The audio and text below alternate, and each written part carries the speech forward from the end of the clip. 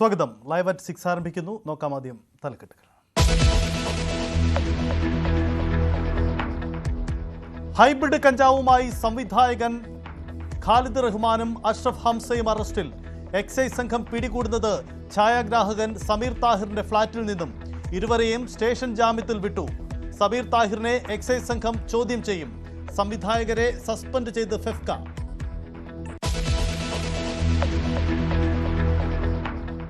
Alappuzha hybrid കഞ്ചാവ് കേസിൽ ഷൈൻ ടോം ചാക്കോയെയും ശ്രീനാഥ് ഭാസിയെയും നാളെ ചോദ്യം ചെയ്യും. ആലപ്പുഴ എക്സൈസ് ആസ്ഥാനത്തെത്താൻ നിർദ്ദേശം. സംസ്ഥാനത്ത് ലഹരിവേട്ട തുടരുന്നു. തിരുവനന്തപുരത്ത് എക്സൈസ് ഉദ്യോഗസ്ഥനെ ആക്രമിക്കാൻ ശ്രമിച്ച് ലഹരി കേസ് പ്രതി.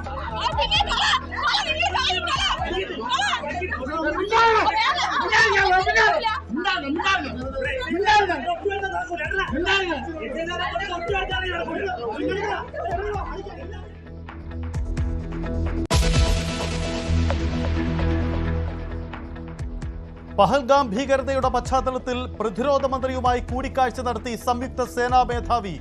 NIA-യുടെ 18-അംഗ സംഘം പഹൽഗാമിൽ ദൃക്സാക്ഷികളിൽ നിന്നും മൊഴി രേഖപ്പെടുത്തി. ഇരകളായവർക്ക് നീതി ഉറപ്പാക്കുമെന്ന് പ്രധാനമന്ത്രി. ആണവായുധങ്ങൾ ഇന്ത്യക്ക് വേണ്ടി സൂക്ഷിച്ചു വെച്ചിരിക്കുന്നുവെന്ന് പാക് മന്ത്രിയുടെ പ്രകോപനം.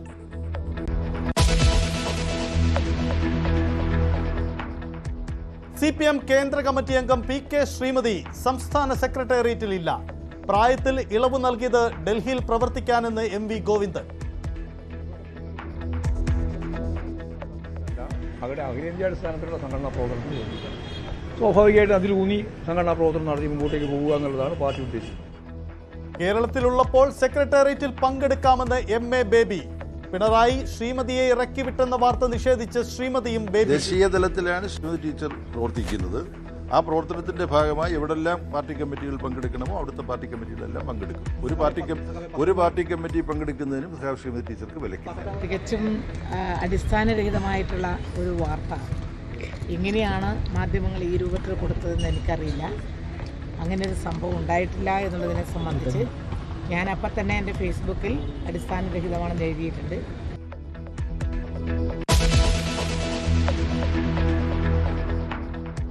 മുസ്ലിം ലീഗ് ഇടതുമുന്നണിയിൽ ചേർന്നാൽ ആത്മഹത്യ ചെയ്യേണ്ടി വരുമെന്ന് വെള്ളാപ്പള്ളി നടേശൻ. അവർക്ക് അധികാരമാണ് വേണ്ടത്.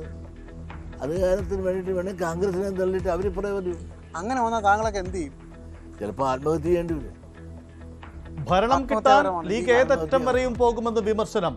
ഇടതുമുന്നണിക്ക് 3-ാം ഊഴം ഉറപ്പെന്നും വെള്ളാപ്പള്ളി. പ്രതികരണം ന്യൂസ് 18 ദി പോളിഗ്രാഫ്.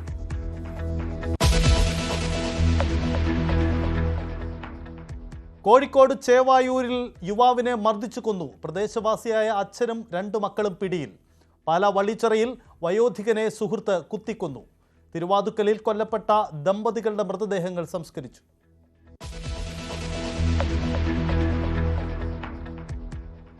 തിരുവനന്തപുരത്ത് കോളറ മരണം. ഒരാഴ്ച മുമ്പ് കവടിയാർ സ്വദേശി മരിച്ചത് കോളറ ബാധിച്ചെന്ന് സ്ഥിരീകരണം. കടക്കാവൂരിൽ അമീബിക് മസ്തിഷ്ക ജ്വരം ബാധിച്ച് നിർമ്മാണ തൊഴിലാളി ചികിത്സയിൽ.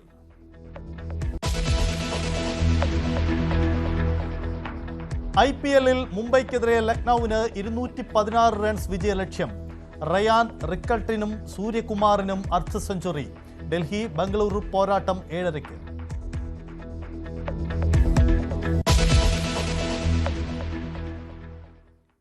വിശദമായി കടക്കുമ്പോൾ ഹൈബ്രിഡ് കഞ്ചാവുമായി മലയാള സിനിമയിലെ യുവ സംവിധായകർ അറസ്റ്റിൽ. ഖാലിദ് റഹ്മാൻ, അഷ്റഫ് ഹംസ എന്നിവരെയാണ് ഛായാഗ്രാഹകൻ സമീർ താഹിറിന്റെ ഫ്ളാറ്റിൽ നിന്നും എക്സൈസ് പിടികൂടിയത്. സമീർ താഹിറിനെ എക്സൈസ് ചോദ്യം ചെയ്യും. ഇന്നു പുലർച്ചെ 2:30-യോടെയാണ് എക്സൈസ് സംഘം ഛായാഗ്രാഹകനും സംവിധായകനുമായ സമീർ താഹിറിന്റെ മറൈൻ ഡ്രൈവിലെ ഫ്ളാറ്റിൽ പരിശോധനയ്ക്കെത്തിയത്. ഈ സമയം ഫ്ളാറ്റിലുണ്ടായിരുന്നത് സംവിധായകരായ ഖാലിദ് റഹ്മാനും അഷ്റഫ് ഹംസയും. കൃത്യമായ വിവരത്തിന്റെ അടിസ്ഥാനത്തിൽ എക്സൈസ് സംഘം ഫ്ളാറ്റിലെത്തുമ്പോൾ കഞ്ചാവ് ഉപയോഗിക്കാനുള്ള തയ്യാറെടുപ്പിലായിരുന്നു ഇരുവരും. 1.6 ഗ്രാം ഹൈബ്രിഡ് കഞ്ചാവാണ് ഇവരിൽ നിന്നും കണ്ടെടുത്തത്. ഷാലിഫ് മുഹമ്മദ് എന്നൊരാളും ഇവർക്കൊപ്പം അറസ്റ്റിലായി. കഞ്ചാവിന് പുറമെ അത് പൊടിക്കാനും വലിക്കാനുമുള്ള ഉപകരണങ്ങളും ഫ്ളാറ്റിൽ നിന്നും കണ്ടെടുത്തു. NDPS ആക്ട് അനുസരിച്ച് പരിധിയിലും കുറവ് അളവായതിനാൽ മൂവരെയും സ്റ്റേഷൻ ജാമ്യത്തിൽ വിട്ടയച്ചു. ഈ സാഹചര്യത്തിലാണ് നമുക്ക് അവരെ പിടിക്കാൻ പറ്റിയത്. കാരണം ആ സമയത്ത് നമുക്കൊരു 1.632 ഗ്രാം ഹൈബ്രിഡ് ഗഞ്ചാവും കിട്ടി. പിന്നെ അവർ ഉപയോഗിക്കുന്ന ഈ ഗഞ്ചാവ് വലിക്കാൻ ഉപയോഗിക്കുന്ന ബോങ് എന്നുള്ളൊരു അതും പിന്നെ ക്രഷ് ചെയ്യുന്നൊരു മെഷീനാണ്. അതും കൂടെയാണ് ഉൾപ്പെടെയാണ് ഇവരെ നമ്മൾ അറസ്റ്റ് ചെയ്തത്. ആലപ്പുഴ ജിംഖാന, തല്ലുമാല സിനിമകളുടെ സംവിധായകനാണ് പിടിയിലായ ഖാലിദ്. അഷ്റഫ് ഹംസ, തമാശ, ഭീമന്റെ വഴി തുടങ്ങിയ സിനിമകളുടെ സംവിധായകനാണ്. ഛായാഗ്രാഹകൻ സമീർ താഹിറിനെയും ഉടൻ ചോദ്യം ചെയ്യാൻ വിളിച്ചു വരുത്തും. കഞ്ചാവ് പിടികൂടിയതിന് പിന്നാലെ ഖാലിദ് റഹ്മാനെയും അഷ്റഫ് ഹംസയും സസ്പെൻഡ് ചെയ്തതായി ഫെഫ്ക അറിയിച്ചു. ന്യൂസ് 18 കൊച്ചി. ആലപ്പുഴയിലെ ഹൈബ്രിഡ് കഞ്ചാവ് കേസിൽ നടന്മാരായ ഷൈൻ ടോം ചാക്കോയെയും ശ്രീനാഥ് ഭാസിയെയും നാളെ ചോദ്യം ചെയ്യും. ഇരുവർക്കും പുറമെ നിർമ്മാതാവും മോഡലും റിയാലിറ്റി ഷോ താരവും ഉൾപ്പെടെ 5 പേർക്ക് നേരത്തെ എക്സൈസ് നോട്ടീസ് നൽകിയിരുന്നു. ആലപ്പുഴ എക്സൈസ് ആസ്ഥാനത്ത് ചോദ്യം ചെയ്യലിന് ഹാജരാവാനാണ് നിർദ്ദേശം. 2 കോടി രൂപയുടെ ഹൈബ്രിഡ് കഞ്ചാവ് പിടിച്ച കേസിലെ മുഖ്യപ്രതി തസ്ലീമയ്ക്ക് താരങ്ങളുമായുള്ള ബന്ധത്തെക്കുറിച്ച് നേരത്തെ മൊഴി നൽകിയിരുന്നു.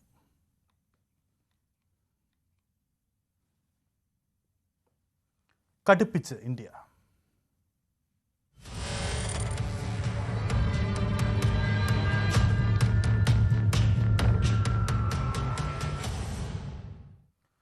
പഹൽഗാമിൽ ആക്രമണം നടത്തിയവർക്കും ഗൂഢാലോചന നടത്തിയവർക്കും ശക്തമായ തിരിച്ചടി നൽകുമെന്ന് പ്രധാനമന്ത്രി നരേന്ദ്രമോദി.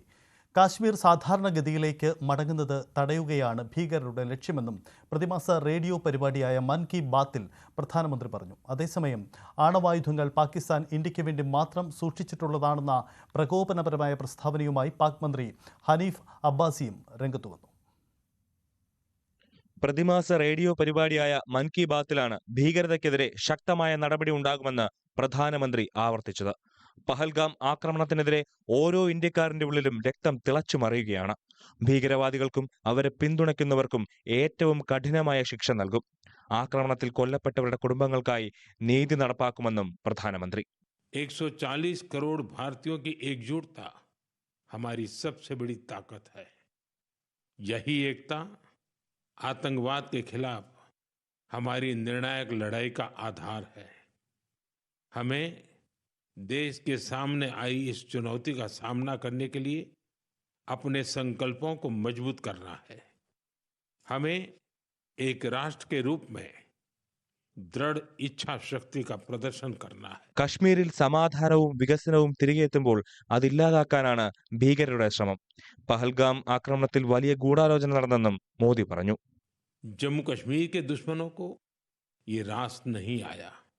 आतंकी और आतंक के आका चाहते हैं कश्मीर फिर से तबाह हो जाए और इसलिए इतनी बड़ी साजिश को अंजाम दिया. ഇന്ത്യക്കെതിരെ പാക് നേതാക്കളുടെ പ്രകോപനപരമായ പ്രസ്താവന തുടരുകയാണ്. ഏറ്റവും ഒടുവിൽ രംഗത്ത് വന്നത് പാക് മന്ത്രി ഹനീഫ് അബ്ബാസിയാണ്. ആണവായുധങ്ങളുടെ കണക്ക് നിരത്തിയായിരുന്നു പാക് മന്ത്രിയുടെ ഭീഷണി. 130 ആണവായുധങ്ങളും ഖോറിയടക്കമുള്ള മിസൈലുകളും പാകിസ്ഥാൻ ഇന്ത്യക്ക് വേണ്ടി മാത്രം സൂക്ഷിച്ചിട്ടുള്ളതാണ്. പാകിസ്ഥാനുള്ള ജലവിതരണം നിർത്തിയാൽ ഇന്ത്യ യുദ്ധത്തിന് തയ്യാറാകണമെന്നും ഹനീഫ് അബ്ബാസി പറഞ്ഞു.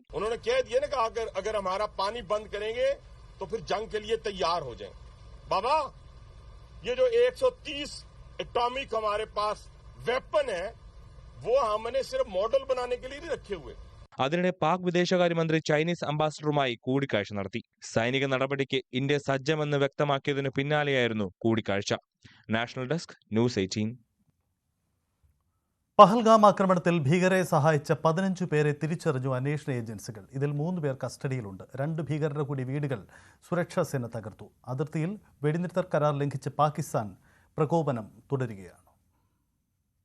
പ്രാദേശിക സഹായമില്ലാതെ കൃത്യമായ ആസൂത്രണത്തോടെ പഹൽഗാമിൽ ആക്രമണം നടത്താനാകില്ലെന്നായിരുന്നു അന്വേഷണ ഏജൻസികളുടെ ആദ്യം മുതലുള്ള നിഗമനം.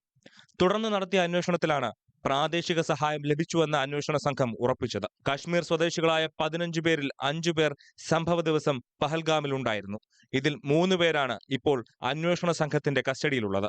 ഇവരെ NIAയും ജമ്മു കശ്മീർ പോലീസും ഉൾപ്പെടുന്ന സംഘം ചോദ്യം ചെയ്തു വരികയാണ്. എല്ലാവിധ സഹായവും ഇവർ ഭീകരർക്ക് നൽകിയെന്നാണ് അന്വേഷണ സംഘം നൽകുന്ന വിവരം. കേന്ദ്ര ആഭ്യന്തര മന്ത്രാലയം വിജ്ഞാപനം ഇറക്കിയതിനു പിന്നാലെ NIA അന്വേഷണം ഏറ്റെടുത്തു. ബൈസാരണിലെത്തിയ സംഘം സാക്ഷികളുടെ മൊഴിയെടുത്തു. കുതിരസവാരിക്കാർ, ബേൽപൂരി വിൽപ്പനക്കാർ എന്നിവരുടെ മൊഴി കേസിൽ നിർണായകമാണ്. ആക്രമണത്തിന്റെ ദൃശ്യങ്ങളും NIA പരിശോധിക്കും. അതിനിടെ 2 ഭീകരരുടെ വീടുകൾ കൂടി സുരക്ഷാസേന തകർത്തു.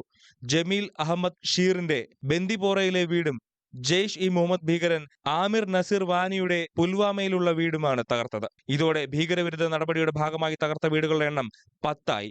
അതിനിടെ തുടർച്ചയായ 3-ാം ദിവസവും പാകിസ്ഥാൻ നിയന്ത്രണ രേഖയിൽ വെടിനിർത്തൽ കരാർ ലംഘിച്ചു. രാംപൂർ നൌഗാം സെക്ടറിലായിരുന്നു പാക് പ്രകോപനം. ഇന്ത്യൻ സൈന്യവും ശക്തമായി തിരിച്ചടിച്ചു. പാകിസ്ഥാൻ യുദ്ധഭീഷണി മുഴക്കുന്നതിനിടെ കരുത്ത് കാട്ടി നാവികസേന അറബിക്കടലിൽ ശക്തി പ്രകടനം നടത്തി. National desk news 18. ജമ്മു കാശ്മീരിൽ അതീവ ജാഗ്രത തുടരുന്നതിനിടെ കുപ്വാരയിൽ സാമൂഹ്യ പ്രവർത്തകനെ വെടിവെച്ചു കൊന്നു. ഗുലാം റസൂൽ മാഗ്രയാണ് കൊല്ലപ്പെട്ടത്. വീടിനകത്തേക്ക് അതിക്രമിച്ചു കയറിയാണ് ആക്രമണം നടത്തിയത്. 26 പേർ കൊല്ലപ്പെട്ട പഹൽഗാം ആക്രമണം നടന്ന് 4 ദിവസം മാത്രം തികയുമ്പോഴാണ് സാമൂഹ്യ പ്രവർത്തകന്റെ കൊലപാതകം. പഹൽഗാം ഭീകരാക്രമണത്തിന്റെ പശ്ചാത്തലത്തിൽ പ്രതിരോധ മന്ത്രി രാജ്നാഥ് സിംഗുമായി സംയുക്ത സേനാ മേധാവി ജനറൽ അനിൽ ചൗഹാൻ കൂടിക്കാഴ്ച നടത്തി. രാജ്നാഥ് സിംഗിന്റെ വസതിയിലായിരുന്നു കൂടിക്കാഴ്ച. അതിനിടെ പഹൽഗാമിലെത്തിയ NIA-യുടെ 18-അംഗ സംഘം ദൃക്സാക്ഷികളിൽ നിന്നും മൊഴി രേഖപ്പെടുത്തി. നേരത്തെ ബൈസരൺവാലിയിലെ ഗ്രൗണ്ട് സീറോ സന്ദർശിച്ച് പ്രാഥമിക അന്വേഷണം ഈ സംഘം നടത്തിയിരുന്നു.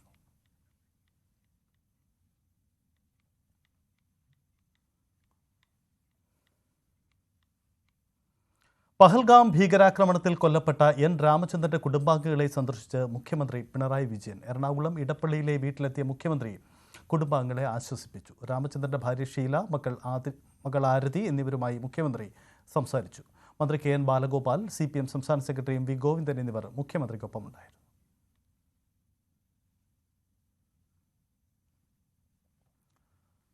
മറ്റു വാർത്തകൾ നോക്കുമ്പോൾ PK ശ്രീമതി കേന്ദ്ര നേതൃത്വത്തിന്റെ ഭാഗമായി പ്രവർത്തിക്കണമെന്നും കേരളമല്ല പ്രവർത്തന മേഖലയെന്നും വ്യക്തമാക്കി CPM സംസ്ഥാന നേതൃത്വം. ശ്രീമതിയെ കേന്ദ്ര കമ്മിറ്റിയിൽ എടുത്തത് അവിടെ പ്രവർത്തിക്കാനാണെന്ന് സംസ്ഥാന സെക്രട്ടറി MV ഗോവിന്ദൻ പറഞ്ഞു. ശ്രീമതിക്ക് വിലക്കില്ലെന്നും പങ്കെടുക്കേണ്ട യോഗങ്ങളിൽ അവർ പങ്കെടുക്കുമെന്നുമായിരുന്നു ജനറൽ സെക്രട്ടറി MA ബേബിയുടെ പ്രതികരണം. വിലക്കില്ലെന്ന് പറഞ്ഞ ശ്രീമതി ദേശീയതലത്തിൽ പ്രവർത്തിക്കാനാണ് പാർട്ടി നിർദ്ദേശമെന്നും വ്യക്തമാക്കി. സംസ്ഥാന സെക്രട്ടേറിയറ്റ് യോഗങ്ങളിൽ പങ്കെടുക്കുന്നതിൽ നിന്നും മുഖ്യമന്ത്രി പിണറായി വിജയൻ PK ശ്രീമതിയെ വിലക്കിയെന്ന വാർത്ത MV ഗോവിന്ദൻ ആ രീതിയിൽ സ്ഥിരീകരിക്കുന്നില്ല. പക്ഷേ കേന്ദ്ര കമ്മിറ്റിയിൽ അവരെ നിലനിർത്തിയത് അവിടെ പ്രവർത്തിക്കാനാണെന്ന് ഗോവിന്ദൻ പറയുന്നു. അതായത് കേരളത്തിലെ സംഘടനയിൽ ശ്രീമതിക്ക് റോളില്ലെന്ന് വ്യക്തമാക്കുകയാണ് CPM സംസ്ഥാന നേതൃത്വം. സെൻട്രൽ കമ്മിറ്റിയിൽ എടുക്കുന്നത് കേരളത്തിലെ സംഘടനാ പ്രവർത്തനം നടത്താൻ വേണ്ടിയിട്ടല്ല, അവരുടെ അഖിലേന്ത്യാടിസ്ഥാനത്തിലുള്ള സംഘടനാ പ്രവർത്തനത്തിന് വേണ്ടിയിട്ടാണ്. സ്വാഭാവികമായിട്ടും അതിലൂന്നി സംഘടനാ പ്രവർത്തനം നടത്തി മുമ്പോട്ടേക്ക് പോകുക എന്നുള്ളതാണ് പാർട്ടി ഉദ്ദേശിക്കുന്നത്. പങ്കെടുക്കേണ്ട യോഗങ്ങളിൽ ശ്രീമതി പങ്കെടുക്കുമെന്ന് പറഞ്ഞ MA ബേബി അവർക്ക് വിലക്കില്ലെന്നും അവകാശപ്പെട്ടു. ദേശീയ തലത്തിലാണ് ശ്രീമതി ടീച്ചർ പ്രവർത്തിക്കുന്നത്. ആ പ്രവർത്തനത്തിന്റെ ഭാഗമായി എവിടെല്ലാം പാർട്ടി കമ്മിറ്റികൾ പങ്കെടുക്കണമോ അവിടുത്തെ പാർട്ടി കമ്മിറ്റികളെല്ലാം പങ്കെടുക്കും. ഒരു പാർട്ടി കമ്മിറ്റി പങ്കെടുക്കുന്നതിനും ശ്രീമതി ടീച്ചർക്ക് വിലക്കില്ല. കെട്ടിച്ചമച്ച വാർത്തയെന്ന് വിമർശിച്ച PK ശ്രീമതി വിലക്ക് വാർത്തകളെ പൂർണ്ണമായി തള്ളി. കേരളത്തിലുള്ളപ്പോൾ സെക്രട്ടേറിയറ്റിൽ പങ്കെടുക്കുമെന്നും ശ്രീമതി വ്യക്തമാക്കി. തികച്ചും അടിസ്ഥാനരഹിതമായിട്ടുള്ള ഒരു വാർത്ത. എങ്ങനെയാണ് മാധ്യമങ്ങൾ ഈ രൂപത്തിൽ കൊടുത്തതെന്ന് എനിക്കറിയില്ല. അങ്ങനെ ഒരു സംഭവം ഉണ്ടായിട്ടില്ല എന്നുള്ളതിനെ സംബന്ധിച്ച് ഞാൻ അപ്പം തന്നെ എൻ്റെ ഫേസ്ബുക്കിൽ അടിസ്ഥാനരഹിതമാണെന്ന് എഴുതിയിട്ടുണ്ട്. ഈ മാസം 19 ചേർന്ന സെക്രട്ടേറിയറ്റ് യോഗത്തിൽ പങ്കെടുക്കാനെത്തിയപ്പോഴാണ് ശ്രീമതിയെ പിണറായി വിജയൻ വിലക്കിയത്. ഗോവിന്ദൻ പറഞ്ഞ അതേ ന്യായമാണ് പിണറായിയും ശ്രീമതിയോട് സൂചിപ്പിച്ചത്. കേന്ദ്ര കമ്മിറ്റിയിൽ തുടരാൻ നൽകിയ ഇളവ് അവിടെ പ്രവർത്തിക്കാനെന്നായിരുന്നു പിണറായിയുടെ വിശദീകരണം. 75 വയസ്സ് പിന്നിട്ട മറ്റു നേതാക്കൾക്കൊപ്പമാണ് ശ്രീമതിയെയും കേരളത്തിലെ പാർട്ടി ഘടകങ്ങളിൽ നിന്നും ഒഴിവാക്കിയത്. എന്നാൽ മധുര പാർട്ടി കോൺഗ്രസ് അവരെ കേന്ദ്ര കമ്മിറ്റിയിൽ നിലനിർത്തി. ദേശീയ ജനാധിപത്യ മഹിളാ അസോസിയേഷൻ അധ്യക്ഷ എന്ന നിലയിലായിരുന്നു അത്. സംസ്ഥാന പാർട്ടിയുടെയും മുഖ്യമന്ത്രി പിണറായി വിജയന്റെയും താൽപര്യത്തിന് വിരുദ്ധമായ തീരുമാനമായിരുന്നു അത്. അതിലെ അതൃപ്തി വ്യക്തമാക്കുകയാണിപ്പോൾ സംസ്ഥാന നേതൃത്വവും മുഖ്യമന്ത്രിയും. ന്യൂസ് 18 തിരുവനന്തപുരം. അടുത്ത നിയമസഭാ തെരഞ്ഞെടുപ്പിൽ ഇടതുമുന്നണി തന്നെ വിജയിക്കുമെന്ന് വെള്ളാപ്പള്ളി നടേശൻ. BJP പിടിക്കുന്ന ഓരോ വോട്ടും കോൺഗ്രസിനെ തോൽപ്പിക്കും. ഇക്കാര്യത്തിൽ പന്തയം വെക്കാൻ തയ്യാറാണെന്നും ന്യൂസ് 8ന്റെ ദ പോളിഗ്രാഫ് എന്ന പരിപാടിയിൽ സംസാരിച്ചുകൊണ്ട് അദ്ദേഹം പറഞ്ഞു. BJPയിലേക്ക് ഈഴവ സമുദായത്തിന്റെ ഒരു വോട്ടിന്റെ ഒരു ഫ്ലക്ച്വേഷൻ ഉണ്ടായിട്ടുണ്ടോ ഇല്ലയോ? ചെറിയൊരു ശതമാനം. ഏറ്റവും കൂടുതൽ കോൺഗ്രസിൽ നിന്നാണ് ഉണ്ടായിട്ടുള്ളത്. ഈഴവരിൽ തന്നെയുള്ള കോൺഗ്രസ്സാണ് ഇതിലുള്ളവരാണ് BJPയിലേക്ക് കൂടുതൽ. അതുകൊണ്ടല്ലേ നിങ്ങളൊന്ന് ആലോചിച്ച് നോക്ക്, എന്തുകൊണ്ട് BJP ഇവിടെ വോട്ട് കൂടുതൽ മേടിച്ച സ്ഥലങ്ങളുണ്ടല്ലോ, അവിടെയൊക്കെ ഒന്ന് പരിശോധിച്ച് നോക്കിയാൽ അവിടെയെല്ലാം കമ്മ്യൂണിസ്റ്റ് പാർട്ടി ജയിക്കുന്നത് എവിടെയാണ്? ഇപ്പോൾ സജി ചെറിയാൻ ജയിച്ചത് എന്താ? BJPയോടെ കൂടുതൽ വോട്ട് പിടിച്ചുകൊണ്ടാണ് സജി ചെറിയാൻ അവിടെ ജയിക്കുന്നത്. ത്രികോണ മത്സരമാണ്. ഇവിടെ സിന്ധു മാഡം ജയിക്കുന്നത് എങ്ങനെയാണ്? അവിടെ ത്രികോണ മത്സരം വരുന്നതുകൊണ്ടല്ല. അതൊക്കെ മുമ്പ് ആരാ ജയിച്ചുകൊണ്ടിരുന്നത്? ഇടതുപക്ഷം സ്ഥിരമായി ജയിച്ചുകൊണ്ടിരുന്നതല്ലേ? അപ്പോൾ ഇടതുപക്ഷം ആ കാര്യത്തിൽ വലിയ പേടി വേണ്ട. BJP-യിലേക്ക് അങ്ങനെ ഈഴവ വോട്ടുകളൊന്നും പോകാൻ സാധ്യത ചെറിയൊരു പെർസെൻറ്റേജ് പോവില്ല. അതിലേക്ക് പോകുന്നത് കൂടുതലും കോൺഗ്രസിൻ്റെ വോട്ടാണ് BJP-യിലേക്ക് പോയിക്കൊണ്ടിരിക്കുന്നത്. ശരി, അതുകൊണ്ടല്ല അടുത്ത ഭരണവും ഇടതുപക്ഷം തന്നെ ഭരിക്കുമെന്ന് ഞാൻ ശക്തമായി ഇപ്പോഴും നാളെയും ഇന്നലെയും പറഞ്ഞതിൻ്റെ കാരണം എന്താണ്? BJP ഇവിടെ വളർന്നു കഴിഞ്ഞു. നാളെയും അവർ വളരും. പക്ഷേ അതിൻ്റെ തളർച്ച കോൺഗ്രസിനായി. കമ്മ്യൂണിസ്റ്റ് പാർട്ടിയുടെ സ്ഥിരമായ കുറേ വോട്ടുണ്ട്. ആ സ്ഥിരമായ വോട്ട് കൃത്യമായി കിട്ടിക്കൊണ്ടിരിക്കും. ഞാനിപ്പോൾ പറഞ്ഞ റെക്കോർഡ് ചെയ്ത് വെച്ചു. ഈ ഇലക്ഷന് കഴിഞ്ഞ ശേഷം നിങ്ങൾ എന്നോട് കണ്ടെന്ന് ചോദിച്ചോളൂ. മുസ്ലിം ലീഗ് ഇടതുമുന്നണിയിൽ ചേർന്നാൽ തന്നെ പോലെയുള്ളവർ ആത്മഹത്യ ചെയ്യേണ്ടി വരുമെന്നും SNDP യോഗം ജനറൽ സെക്രട്ടറി വെള്ളാപ്പള്ളി നടേശൻ പറയുന്നു. ഭരണം കിട്ടാൻ ഏതറ്റം വരെയും പോകുന്നവരാണ് ലീഗ് എന്ന കാര്യം ഇടതുമുന്നണി ഓർത്തിരിക്കണമെന്നും വെള്ളാപ്പള്ളി നടേശൻ ദി പോളിഗ്രാഫ് എന്ന പരിപാടിയിൽ പറയുന്നു. ഇടതുമുന്നണിക്കും വളരെ കാര്യമായി ഒരു മുസ്ലിം വിരോധം, വെറും മുസ്ലിം വിരോധമല്ല, മുസ്ലിം തീവ്രവാദ സംഘടനകൾ ഉണ്ട്, അവർ നുഴഞ്ഞു കയറുന്നു എന്നൊക്കെ പറഞ്ഞിട്ടും ഒരു മുസ്ലിം വിരോധം പറയുന്നുണ്ട്, തീവ്രവാദ വിരോധം എന്ന് പറയാം. താങ്കളും മുസ്ലിം ലീഗിനെ, അവർ മുസ്ലിം ലീഗിനെ പറയുന്നത്, താങ്കളും മുസ്ലിം ലീഗിനെ കാര്യമായി വിമർശിക്കുന്നുണ്ട് ഈ കഴിഞ്ഞ ദിവസങ്ങളിലെല്ലാം. നിങ്ങളിപ്പോൾ ഈ കാര്യത്തിൽ ഒരുമിച്ചാണല്ലേ? അല്ലേ, എൻ്റെ കാരണം നേരത്തെ ഒന്നും ഇവരാരും വിമർശിച്ചിരുന്നില്ല ഇടതുപക്ഷമൊന്നും. അതെ, ഇപ്പോഴല്ലേ വിമർശിക്കാൻ തുടങ്ങുന്നത്. അപ്പോൾ കാര്യത്തിനടുത്ത് അടുത്തപ്പോഴുള്ള ഈ പിണറായിക്ക് മനസ്സിലായി ലീഗ് ആരാണെന്ന്. ഞാൻ നേരത്തെ മനസ്സിലാക്കിയിരുന്നു. അല്ല, ലീഗ് ഒരിക്കലും ഇടതുമുന്നണിയുടെ കൂടെ വന്നിട്ടില്ല. അതോ പിണറായിക്ക് മനസ്സിലായി മുസ്ലിങ്ങൾ ആരാണ്, അങ്ങനെയാണോ? അല്ല, ഈ മുസ്ലിം തന്നെ എത്രയോ നല്ലവരുണ്ടപ്പോൾ ലീഗ് ആരാണെന്ന് ഇപ്പോൾ മനസ്സിലായി. അല്ല, എനിക്കൊരു ഒരു കാലഘട്ടം വന്നു കഴിഞ്ഞാൽ ലീഗ് വേണമെന്നുണ്ടെങ്കിലും ഇടതുപക്ഷത്തോട് ചേരും. അവർക്ക് അധികാരമാണ് വേണ്ടത്. അധികാരത്തിന് വേണ്ടിയിട്ട് വേണമെങ്കിൽ കോൺഗ്രസിനെ തള്ളിയിട്ട് അവരിപ്പറേ വരും. അങ്ങനെ വന്നാൽ താങ്കളൊക്കെ എന്ത് ചെയ്യും? ചിലപ്പോൾ ആത്മഹത്യ ചെയ്യേണ്ടി വരും. ആത്മഹത്യാപരമാണ് ലീഗ്, ആത്മഹത്യാപരമാണ് ഇടതുമുന്നണിയിലേക്ക് വന്നാൽ. അപ്പോൾ ഇത് സംശയമുണ്ടോ? വരാൻ പാടില്ല, ഒരിക്കലും വരാൻ പാടില്ല. ദ പോളിഗ്രാഫിൽ വെള്ളാപ്പള്ളി നടേശന്റെ അഭിമുഖത്തിന്റെ പൂർണ്ണരൂപം ഇന്ന് രാത്രി 9 മണിക്ക് ന്യൂസ് 18 പ്രേക്ഷകർക്ക് കാണാം. മറ്റു വാർത്തകളിലേക്ക് വരുമ്പോൾ, കാനഡയിൽ ജനങ്ങൾക്കിടയിലേക്ക് കാർ ഇടിപ്പിച്ചു കയറി 9 പേർ കൊല്ലപ്പെട്ടു. വാൻകൂവറിൽ നടന്ന ലാബു ഫെസ്റ്റിവലിനോടനുബന്ധിച്ചായിരുന്നു അപകടം. നിരവധി പേർക്ക് പരിക്കേറ്റിട്ടുണ്ട്. അതേസമയം അപകടമാണോ ആക്രമണമാണോ എന്ന് പോലീസ് ഇതുവരെ സ്ഥിരീകരിച്ചിട്ടില്ല. ഡ്രൈവറെ പോലീസ് കസ്റ്റഡിയിലെടുത്തു. ഇടവേളയാണ്, മടങ്ങി വരാം.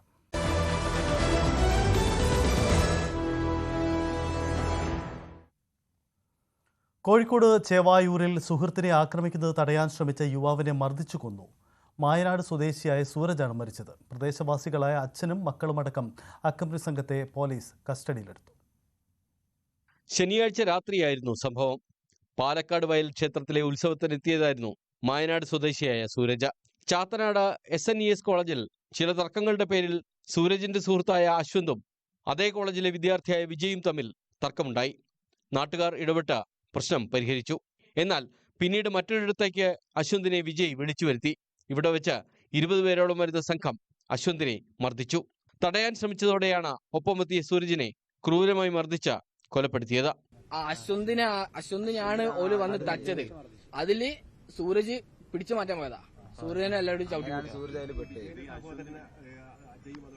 വിജയ്, അജയ്, അവന്റെ അച്ഛൻ മനോജ്.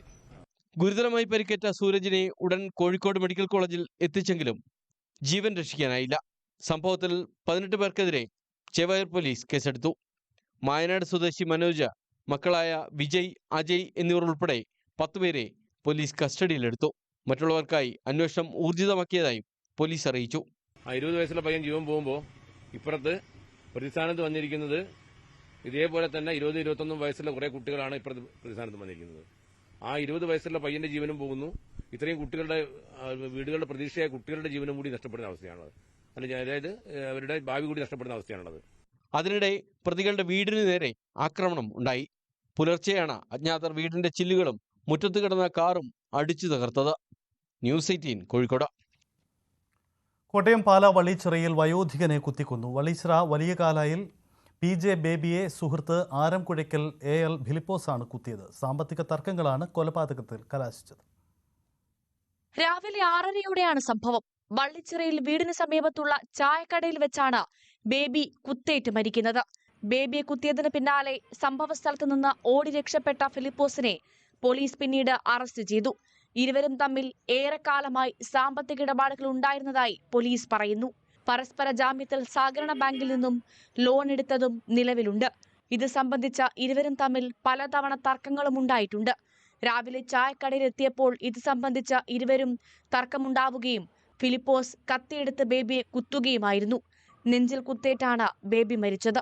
ന്യൂസ് 18 കോട്ടയം.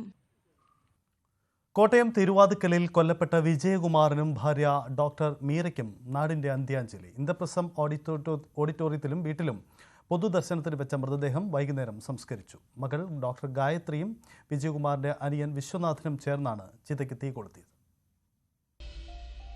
ഏറെ വൈകാരികമായ നിമിഷങ്ങളിലൂടെയാണ് തിരുവാതുക്കൽ ശ്രീവത്സം വീട് കടന്നുപോയത്. നേരത്തെ സഹോദരനെയും ഇപ്പോൾ മാതാപിതാക്കളെയും നഷ്ടപ്പെട്ട വേദനയിൽ ഒറ്റയ്ക്കായി ഡോക്ടർ ഗായത്രി. ബാല്യകാല സുഹൃത്തുക്കൾ തുടങ്ങി ബന്ധുക്കളും ജീവനക്കാരുമെല്ലാം വിജയകുമാറിന്റെയും ഡോക്ടർ മീരയുടെയും മൃതദേഹങ്ങൾക്ക് ആദരവർപ്പിച്ചു. സഹകരണ മന്ത്രി VN വാസവൻ, കോട്ടയം MLA തിരുവഞ്ചൂർ രാധാകൃഷ്ണൻ തുടങ്ങി നിരവധി പ്രമുഖർ വീട്ടിലെത്തി അന്തിമോപചാരം അർപ്പിച്ചു.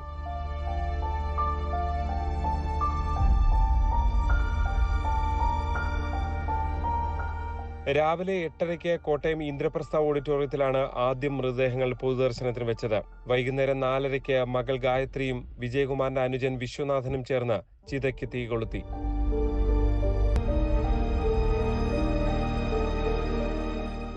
സംഭവത്തിൽ പോലീസ് അന്വേഷണം തുടരുകയാണ്. പ്രതിയെ നാളെ കസ്റ്റഡിയിൽ കിട്ടിയാൽ കൂടുതൽ ചോദ്യം ചെയ്ത് തെളിവുകൾ ശേഖരിക്കാനാണ് പോലീസിന്റെ നീക്കം. ഗൗതമിന്റെ മരണത്തിൽ CBI അന്വേഷണവും തുടരുകയാണ്. G. ശ്രീജിത്ത്, ന്യൂസ് 18 കോട്ടയം. തിരുവനന്തപുരത്ത് കോളറ ബാധിച്ച് മരണം. കവടിയാർ സ്വദേശിയായ 63-കാരനാണ് മരിച്ചത്. സ്വകാര്യ ആശുപത്രിയിൽ പനി ബാധിച്ച് ചികിത്സയിലായിരുന്ന വ്യക്തി 7 ദിവസം മുമ്പാണ് മരണപ്പെട്ടത്. മരണാനന്തരം നടത്തിയ രക്തപരിശോധനയിലാണ് കോളറയാണെന്ന കാര്യം സ്ഥിരീകരിച്ചത്. ഈ മാസം 20-നായിരുന്നു 63-കാരനെ തിരുവനന്തപുരത്ത് സ്വകാര്യ ആശുപത്രിയിൽ പ്രവേശിപ്പിച്ചത്. എല്ലാ പ്രതിരോധ പ്രവർത്തനങ്ങളും ജില്ലയിൽ സ്വീകരിച്ചു വരികയാണെന്ന് ജില്ലാ മെഡിക്കൽ ഓഫീസർ അറിയിച്ചു. ഈ വർഷം ആദ്യമായിട്ടാണ് സംസ്ഥാനത്തൊരു കോളറ മരണം സ്ഥിരീകരിക്കുന്നത്. തിരുവനന്തപുരം കടയ്ക്കാവൂരിൽ അമീബിക് മസ്തിഷ്ക ജ്വരം ബാധിച്ച് നിർമ്മാണ തൊഴിലാളി ചികിത്സയിൽ. കടയ്ക്കാവൂർ കുഴിവിള വീട്ടിൽ സുധർമ്മനാണ് തിരുവനന്തപുരത്തെ മെഡിക്കൽ കോളേജിൽ ചികിത്സയിലുള്ളത്. മലിനമായ കുളത്തിലെ വെള്ളം ഉപയോഗിച്ചിരുന്നതായിട്ടാണ് വിവരം. 2 ആഴ്ച മുൻപ് കീഴാറ്റിങ്കൽ ഭാഗത്ത് വീട് പണി നടത്തുന്നതിനിടയിൽ സമീപത്തെ മലിനമായ കുളത്തിലെ വെള്ളം സുധർമ്മൻ ഉപയോഗിച്ചിരുന്നു. പിന്നാലെ 2 ദിവസം കഴിഞ്ഞ് സുധർമ്മന് പനി ബാധിക്കുകയും മരുന്ന് കഴിച്ച് ഭേദമാവുകയും ചെയ്തു. എന്നാൽ ഒരാഴ്ച കഴിഞ്ഞ് വീണ്ടും ശക്തമായ പനിയും മാനസിക വിഭ്രാന്തിയും ഉണ്ടായതോടെയാണ് ആശുപത്രിയിൽ പ്രവേശിപ്പിച്ചത്. തുടർന്ന് തിരുവനന്തപുരം മെഡിക്കൽ കോളേജിൽ പ്രവേശിപ്പിച്ച് നടത്തിയ പരിശോധനയിലാണ് മസ്തിഷ്ക ജ്വരം സ്ഥിരീകരിച്ചത്. ദിവസങ്ങൾക്ക് മുൻപ് അത്തിയറക്കോണം ചിറയിൽ നിന്നും പായൽ വാരിയ 2 പേർ നിരീക്ഷണത്തിലാണെന്നും ആരോഗ്യവകുപ്പ് അറിയിച്ചു. ആരോഗ്യവകുപ്പ് അധികൃതർ സ്ഥലത്തെത്തി സ്ഥിതിഗതികൾ നിരീക്ഷിക്കുകയും പ്രദേശത്തെ കുളങ്ങളും തോടുകളും പൊതുജനങ്ങൾ ഉപയോഗിക്കരുതെന്ന് നിർദ്ദേശം നൽകുകയും ചെയ്തു. ന്യൂസ് 18 തിരുവനന്തപുരം. മുഖ്യമന്ത്രിയുടെ പ്രിൻസിപ്പൽ സെക്രട്ടറി KM എബ്രഹാമിനെ വിജിലൻസ് രക്ഷപ്പെടുത്താൻ ശ്രമിച്ചുവെന്ന് പ്രതിപക്ഷ നേതാവ് VD സതീശൻ. ഗുരുതരമായ ആരോപണമാണ് KM എബ്രഹാമിനെതിരെയുള്ളത്. എബ്രഹാം രാജിവെക്കണം, അല്ലെങ്കിൽ മുഖ്യമന്ത്രി പുറത്താക്കണമെന്നും VD സതീശൻ പറഞ്ഞു. എനിക്ക് അദ്ദേഹത്തോട് പറയാനുള്ളത്, അദ്ദേഹം ഒരുപാട് സ്ഥാനങ്ങളിൽ ഇരുന്ന ആളാണ്. സംസ്ഥാനത്തെ ചീഫ് സെക്രട്ടറി അടക്കം ഉള്ള സ്ഥാനങ്ങളിൽ ഇരുന്ന ആളാണ്. അദ്ദേഹം രാജിവെച്ച് പുറത്തു പോകണം. അദ്ദേഹം രാജിവെച്ച് പുറത്തു പോകാൻ തയ്യാറായില്ലെങ്കിൽ മുഖ്യമന്ത്രി അദ്ദേഹത്തെ പുറത്താക്കണം. മുഖ്യമന്ത്രി എന്തിനാണ് ഭയപ്പെടുന്നത്? അദ്ദേഹം SNC ലാവ്ലിൻ കേസിലെ സാക്ഷിയായതുകൊണ്ടാണോ ഡോക്ടർ KM എബ്രഹാമിനെ മുഖ്യമന്ത്രി ഭയപ്പെടുന്നത്? ഇത്രയും ഗുരുതരമായ ആരോപണം മുഖ്യമന്ത്രിയുടെ ഒരു പ്രിൻസിപ്പൽ സെക്രട്ടറിക്കെതിരായി ഉണ്ടായിട്ട് എന്തുകൊണ്ടാണ് നടപടിയെടുക്കാത്തത്? എന്ത് നുണയും പറയാൻ മടിയില്ലാത്ത സംവിധാനമാണ് CBI എന്ന് MV ഗോവിന്ദൻ. KM എബ്രഹാമിനെ കോടതി ശിക്ഷിച്ചിട്ടില്ല. CBI നടപടിക്രമങ്ങൾ പൂർത്തിയാകട്ടെ എന്നും ആരെയും സംരക്ഷിക്കുന്ന നിലപാട് സർക്കാർ സ്വീകരിക്കില്ലെന്നും MV ഗോവിന്ദൻ പറയുന്നു. ഞങ്ങൾ ഉറപ്പായിട്ട് പറയുന്നത് ഇതല്ല, ഇവരുടെ ഒരു ഇടപാടാണ്. ഭരണവർഗത്തിൻ്റെ ഒരു കടന്നാക്രമണത്തിൻ്റെ രീതിയാണ്. ആ രീതി കേരളത്തെ സംബന്ധിച്ചിടത്തോളം ആരെയാണ് കടന്നാക്രമിക്കേണ്ടത് എന്നാലോചിച്ച് അവർ ഈ പ്രചരണം നടത്തിക്കൊണ്ടിരിക്കുകയാണ്, പ്രവർത്തനം നടത്തിക്കൊണ്ടിരിക്കുകയാണ്. CBI അന്വേഷിക്കുന്നു എന്ന് പറഞ്ഞാൽ അന്വേഷിക്കട്ടെ. അന്വേഷിച്ചതിന് ശേഷമല്ലേ കാര്യം ആലോചിച്ചിട്ട് പറയേണ്ട കാര്യമുള്ളൂ. അന്വേഷിച്ച് നിലപാട് സ്വീകരിക്കട്ടെ. അന്വേഷിക്കുമ്പോൾ തന്നെ ഇങ്ങനെ കേന്ദ്ര ഗവൺമെൻറ്, കേന്ദ്ര ഏജൻസികൾ ഇങ്ങനെ ഈ ഒരു പരിപാടിയായിട്ട് പുറപ്പെടുക, അത് പറയുമ്പോൾ തന്നെ അതിൻ്റെ ഒപ്പം നിൽക്കുന്ന UDFൻ്റെ നേതൃത്വം എന്ന രീതിയിൽ പ്രതിപക്ഷ നേതാവ് ഇപ്പോൾ തന്നെ രാജിവെക്കണം, അല്ലെങ്കിൽ ഒഴിവാക്കണം, നടപടിയെടുക്കണം എന്ന് പറയുക. അതിലെന്ത് കാര്യമുള്ളത്? കോഴിക്കോട് കൊടുവള്ളിയിൽ വിവാഹ സംഘം സഞ്ചരിച്ച ബസ്സിനു നേരെ ഗുണ്ടാ സംഘത്തിന്റെ ആക്രമണം. പടക്കമേറിൽ ബസിന്റെ ചില്ലുകൾ തകർന്നു. പെട്രോൾ ബസിന്റെ നേരെ എറിഞ്ഞ പടക്കങ്ങളൊന്നും പെട്രോൾ പമ്പിന് സമീപത്തേക്ക് വീണെങ്കിലും പൊട്ടാതിരുന്നതിനാൽ വലിയ അപകടം ഒഴിവായി. കൊലക്കേസടക്കം നിരവധി ക്രിമിനൽ കേസുകളിൽ പ്രതിയായ ആട് ഷമീറും സംഘവും പിടിയിലായി.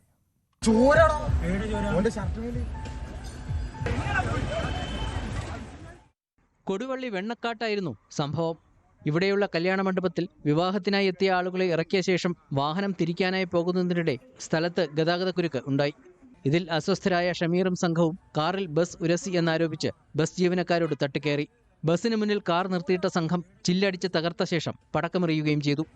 എറിഞ്ഞ 2 പടക്കങ്ങളിലൊന്ന് അടുത്തുള്ള പെട്രോൾ പമ്പിന് സമീപം വീഴുകയും വലിയ ശബ്ദത്തോടെ പൊട്ടുകയും ചെയ്തു. പമ്പിനകത്ത് വീണ പടക്കം പൊട്ടാത്തതിനാൽ വൻ അപകടം ഒഴിവായി. ബസ് പമ്പ് വഴി തിരിക്കുന്ന സമയത്ത് ഒരു 4 പേര് വന്ന് ബസ്സിലുള്ള ക്ലീനർ തല്ലുകയും പിന്നെ ആ ഒരു ചെറിയൊരു സംഘർഷത്തിൽ ചെറിയൊരു 3 തോട്ട പോലത്തെ ഒരു ബോംബ് പോലത്തെ ഒരു സാധനം ഉണ്ടായിരുന്നു. അത് റോഡുമേൽ കയറിയും ഒന്ന് പമ്പിൽ എത്തി, ഭാഗ്യവശാൽ പൊട്ടിയിട്ടില്ല.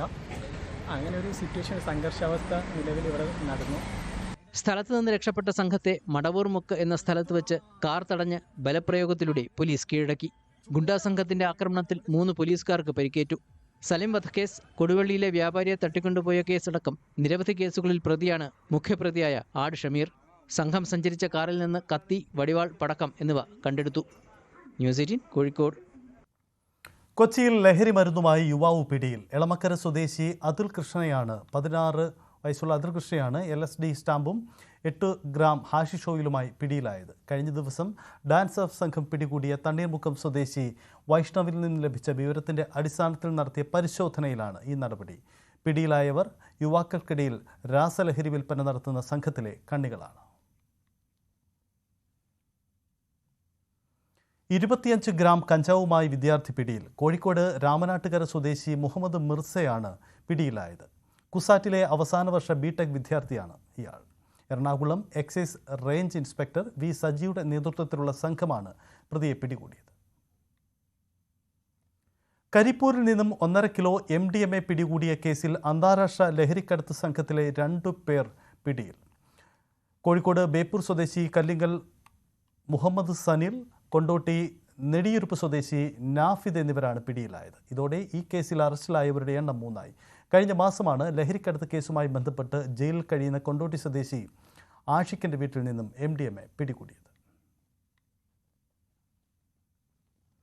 തിരുവനന്തപുരത്ത് എക്സൈസ് ഉദ്യോഗസ്ഥനെ ആക്രമിക്കാൻ ശ്രമം. എക്സൈസ് ഉദ്യോഗസ്ഥനും കുടുംബവും സഞ്ചരിച്ച കാർ പിന്തുടർന്ന് വഴിയിൽ തടഞ്ഞു നിർത്തി ഭീഷണിപ്പെടുത്തി. ലഹരി കേസിൽ മുമ്പ് പിടിയിലായ അൽത്താഫാണ് ആക്രമിക്കാൻ ശ്രമിച്ചതെന്ന് എക്സൈസ് ഉദ്യോഗസ്ഥർ പറയുന്നു.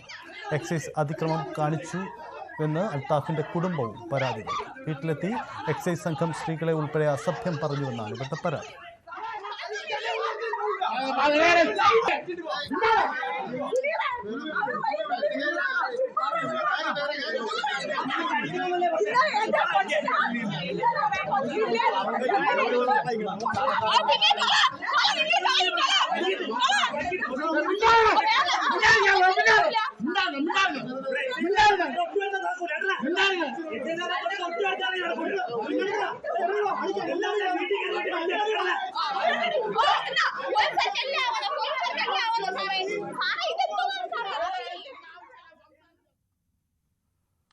ഇതോടുകൂടി ലൈവ് at 6 പൂർണ്ണമാവുന്നു. നമസ്കാരം.